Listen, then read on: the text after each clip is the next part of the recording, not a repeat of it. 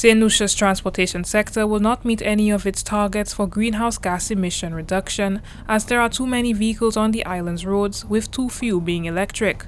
That is according to Climate Analytics, a company that is working on the National Assessment of Greenhouse Gas Emitting Sectors, collecting data, and doing new inventory for the submission of St. Lucia's Nationally Determined Contribution, NDC 3.0. The transport sector has problems, so there are too many vehicles on the island and too few of them are electric. That means that this sector is not going to meet any targets anytime soon, unfortunately. But that is going to be worked on as well. And then the others we are looking at are forestry. Your forests are still beautiful and doing well. The emissions from that sector are still negative. And we are also looking at ozone depleting substances, which is also a very strong climate pollutant, and will devise plans from the government to reduce those emissions, so that sector is going well too. Nevertheless, Dr. Sandit says that the energy sector is beginning to do well, as there is a reduction in gas emissions due to higher uptake of renewable energy options.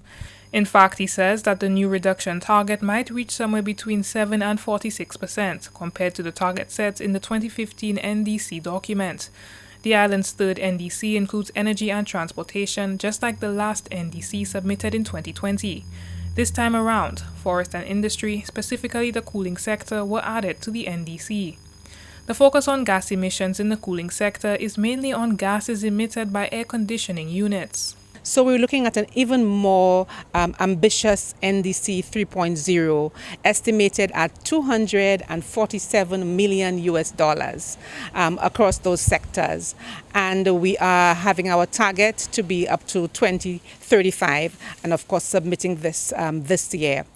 Indeed, our deadline is the 10th of February. So we have with us our Minister, Honorable Shawn Edward, who will be facilitating the process for us in getting this to Cabinet and getting it approved on time to allow for us to submit it to the United Nations Framework Convention on Climate Change, the UNFCCC. Minister for Sustainable Development, Shawn Edward, says that he is pleased with the efforts being put together to handle the island's NDC. When it comes to the implementation of the NDC, Edward says that the Department of Sustainable Development has a very capable and efficient team of officers. We have a very well-trained team, competent officers who have not just demonstrated their worth nationally, but we've been able to lead on so many aspects of environmental management regionally and nationally. Several of our officers have led programs for AOSIS, which is the Organization of Small Island States, and I'm quite pleased and quite satisfied that whatever we have been able to put on paper will be executed in a timely manner.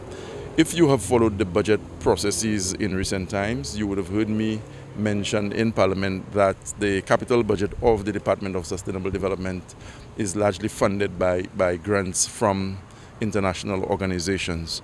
And not only do they provide money, but they also provide technical support by deploying some of their personnel to St. Lucia to help us meet some of the targets we've set ourselves and to execute the projects that we've been able to conceive. Though St. Lucia is not a big contributor to climate change, the island feels the physical and economic brunt of climate change. Minister Edwards says that the nation still has a responsibility to lend to global efforts in reversing the effects of climate change. NDC 3.0 is estimated at $247 million across all sectors outlined in the NDC. The validation of the island's third NDC exercise took place on Friday, 17th January 2025. For the DBS News World, Miriam Montouk reporting.